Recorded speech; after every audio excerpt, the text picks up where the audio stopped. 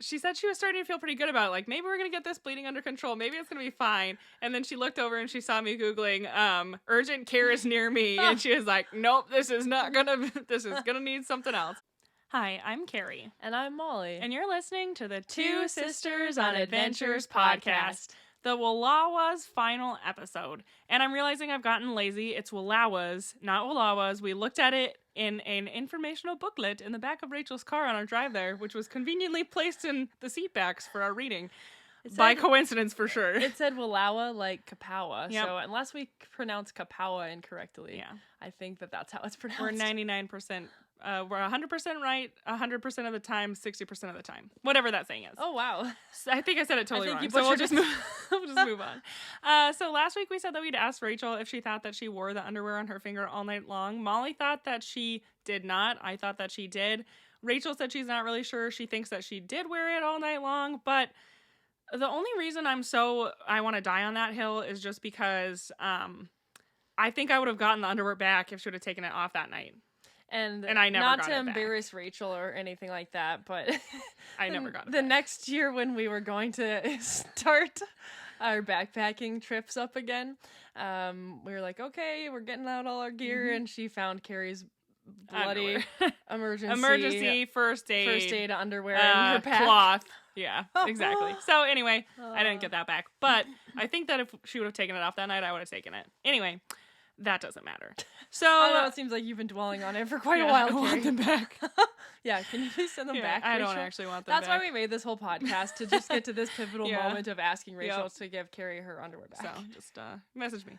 Anyway, so she made it through the night. She lived. She did not die. Yeah. Yay. It was very exciting. So I think in the morning, you and I had breakfast, and we were kind of like, do we get her up? Do we wait till she wakes up? Like, we could hear her moving, so it wasn't like she's for sure dead.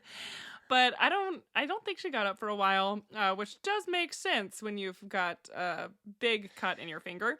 And so I think we kind of started packing our stuff up, and this was actually when a ranger stopped by, and we found out that we'd actually pitched our tent a little too close to the water, which we were kind of surprised by. Yeah, one of the two. Rachel's was slightly closer to the water than ours, but we thought it was far enough because it was definitely more than 100 paces from water. But the ranger there told us that they want it to be 100 horizontal paces. So anything that was vertical didn't count because, this debris from your camp can just wash down the hill into the lake. Yeah, so that was something new that we learned and we have retained. And but he was like, you have to read, a pace is only so accurate, I feel like, but every wilderness area has different standards. So some places it's 100 paces, sometimes it's 300 feet. It's it really depends. So you just have to research where you're going. And I don't know if the vertical thing applies for everywhere you go or not. I'm sure that it does. Yeah, that was just a little factoid. Yeah.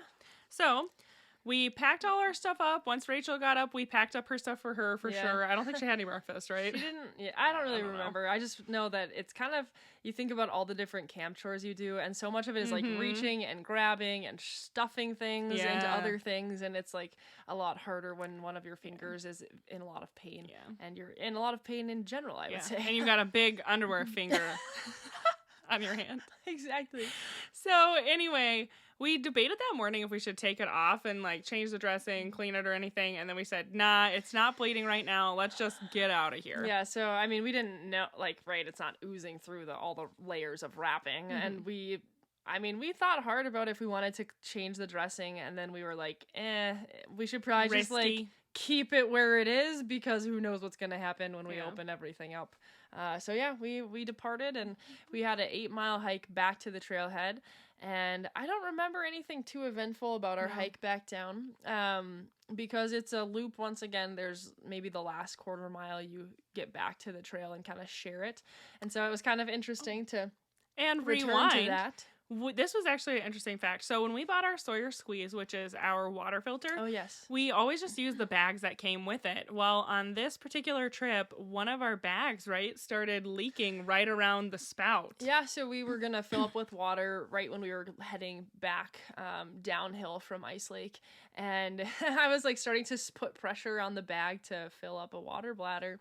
And all of a sudden, all these little leaks started springing out everywhere. And apparently the plastic had just failed. Kind of degraded. It kind of makes sense, I guess.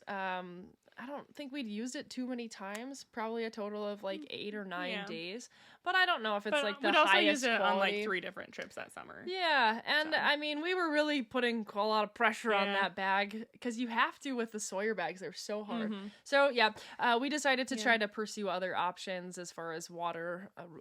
That was just collection. Like the one interesting thing. And of course it happens and you're trying to be in a hurry because we wanted to get out of there for Rachel's sake. And it's like, and then we had to hold it all weird so that it wasn't just because I think of course it was when we were filling Rachel's water that it started like leaking. It's okay. So, she's we're gonna taking need her to medical the attention hospital anyways. So might as well add bad water. No, not true, Rachel. Not true. Anyway, so then we made it to the parking lot and I think we were just all relieved to be there. Yeah. It felt so good.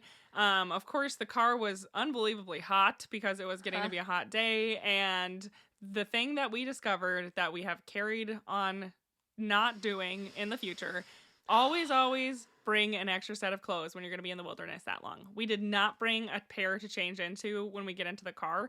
And so then it's like you have that moment of realization where you're like, okay, I'm going to have like a 6-hour drive back to Salem tonight, and I'm going to be sitting in the same clothes that I've worn for 5 days. And I guess I'm trying to think. I guess what was our longest backpacking trip before that? 2 night, 3 day, yeah. And so at that point, I guess, and I think we had also brought other clothes because we had packed for like other day trips in addition to the backpacking trip. So it didn't even enter our minds that we should bring that extra pair. And then it's even worse when you've been wearing the same clothes for 5 days. And it's not like it's a 2-hour car ride. It's definitely going to be 6 hours. And for us, it was even longer than that because we had other activities that we had to do. What could they be? I know, exactly. So after we finally made it to the car where we had, I think we did have like 2 hot Gatorades in there, 3 hot Gatorades, maybe not even. No changes of snacks, clothes. no changes of clothes, big rookie mistakes. We kind of had a discussion about what we wanted to do next because there was kind of that debate of should we just go to Salem and, Rachel can check it when she's at home, and if there's an issue, she can, because we were thinking more like urgent care at this time, but it would be so late when we got back to Salem that if she had to do anything at that moment, she would have had to go to the emergency room, and it was really like a busy time period then, so I knew she'd have to wait forever. So I think we were kind of discussing, do we want to do that or just stay here? And I think Rachel said, well, let's just change the dressing, wash it with water and soap, and see what happens. So we decided to go to Safeway. Yeah, so we were, the trailhead is by Joseph, Oregon, and so Joseph is kind of a touristy town, pretty small, and it doesn't really have too much. So then we drove to Enterprise, Oregon, where there's a Safeway and also a hospital. So we figured, okay, let's go to Safeway. They have a bathroom with running water. We can check things out. So we all pile out of the car, and we're all wearing our backpacking clothes that we've worn for the last 5 days and sweated in, whatever. Yeah. So we do we even start out? I think that Rachel wanted to buy some bandages first. So I think Rachel just went to the bathroom right away, and we were like, we'll buy some bandages, we'll get some Neosporin, and we'll get us all t-shirts. You remember that? No. We were wandering around the store. Yeah. They're like, are you looking for something? Because of course we look really gross. And they're like, are you looking for something? And we're like, do you have any t-shirts here? They're like, not in a Safeway. I know. We wanted to have something to commemorate our experience. So we got some bandages, more Neosporin, and then we all kind of congregated in the Safeway bathroom to see what the future would hold. Yep. And of course, this was one of those awkward moments where there was someone in the next stall and they're waiting for you to leave because they want to go poop. But you also just want to say, ma'am, do your business. We are going to be here for a long, long time. So how does the poop story make it into even civilized life? I don't know. It does. Everywhere's just poop. So Rachel took off her thing and she starts trying to wash her hand. And it's just events that just pile on top of each other. So of course it's one of those sinks that's automatic, but every time it turns on, you can't reduce or increase the pressure. So it's just shooting water into her finger, which has started bleeding profusely as soon as she unwrapped it. Yes. Oh. So it's shooting into her finger. Her blood's spraying around the sink. And it was boiling hot. We couldn't figure out how to turn the temperature. Rachel is tough as nails, and that seriously is. That's when we could confirm that for you as it's just jet shooting water into her open wound. And then at this point, we're standing there over the sink, and she's trying her best to just deal with tough the pain. It out, and it's just bleeding so and then much. the person in the stall is no, it's thank you. So finally, she said she was starting to feel pretty good about it. Like, maybe we're going to get this bleeding under control. Maybe it's going to be fine. And then she looked over and she saw me Googling, urgent care is near me. And she was like, nope, this is going to need something else. And I remember that lady finally came out of the stall. She's like, I hope your finger is okay. I was like, so do we also hope that. So I think we rebandaged it then, and I feel like Rachel then spent a little bit longer trying to kind of get it all figured out in the bathroom, and then we were back to like just wandering in Safeway some more. And I think that there were several instances where employees were like, "Can we help you find anything?" Because we just been wandering for like a long time, and we'd just be like, "No." And I thought, oh gosh, maybe I should have acted like I'm actually shopping instead of loitering. That seems worse. Maybe she's fake shopping. Yeah, exactly. So we thought, okay, we can do this urgent care thing. So I think we actually left Enterprise and started to head back towards Salem, but we thought, okay, we'll get to an urgent care along the way. Yeah. So we started calling urgent cares just to see if they were open, because this was Sunday, right? Yes. And so we just wanted to make sure that they were open. And I remember I called this urgent care and the lady said, "How bad is the cut?" Because I was like, she said, we can do stitches sometimes, but sometimes we can't. It just depends on the cut. How bad's the cut? And I was like, ma'am, I don't know how to assess if this is an urgent care cut or not. That's why I'm calling you. Yeah. And she was like, in that case, you probably should just go to the hospital. So when Carrie had that advice, we turned the car around to head back to Enterprise so that we could take Rachel to the hospital. Mm-hmm. And so she was a responsible woman, and she went in there all by herself. No. So this is COVID times. So I walked her to the door like it was The Bachelor. And I remember she hit the buzzer and they said, yeah, only one person's allowed in at a time. And I was like, well, bye, I guess. So I felt kind of bad about that, but we told her, okay, well, you're getting your finger looked at.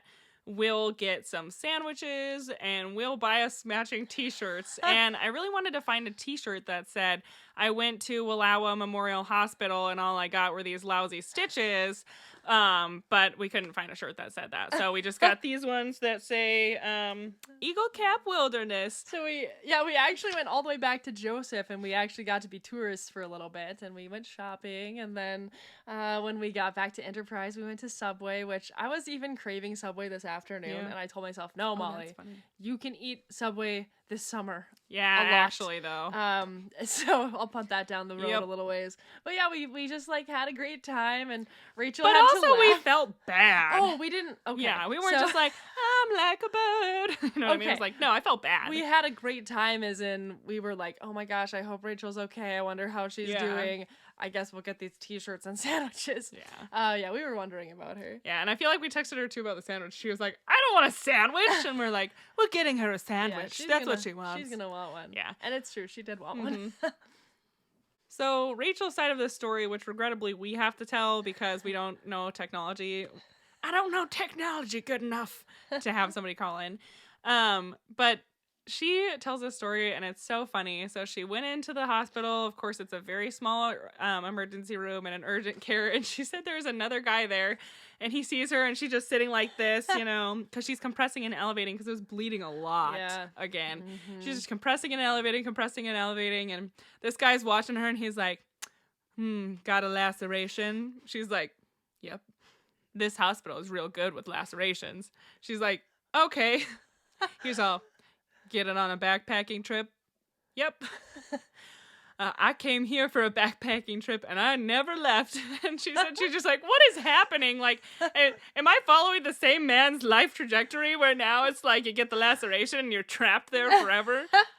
But anyway, she said everybody's really nice. And it actually did require like 3 stitches, I want to say, right? Yeah, and she said that initially, sorry for anyone who's squeamish, but he put in 2 stitches and then it just kept bleeding through the stitches. So he had to take them out and then do a deeper stitch and then 2 on the top, I think. So it was something that did require medical attention. Yeah, definitely. And we were so thankful in the end because she was just in and out, seen very quickly. They almost forgot to charge her insurance. Oh my gosh, remember that? Yeah. And then, and I think they must have done a pretty good job because Rachel seems to be able to use that finger just fine. So anyway, we came and we picked her up once we were done, had a little photo shoot outside the doors with our matching shirt. Yeah, of the hospital. She had to give us some grief. She was like, well, I was in there. You guys were just shopping. And we were like, well, didn't you want a t-shirt? Yeah, do you Rachel? not want this? They don't sell them at Safeway. Yeah. And they didn't sell them at the hospital either. Not even in the gift shop. No. So we started making our way back home, and there was one more thing that even Rachel herself called a bright spot on this dark day.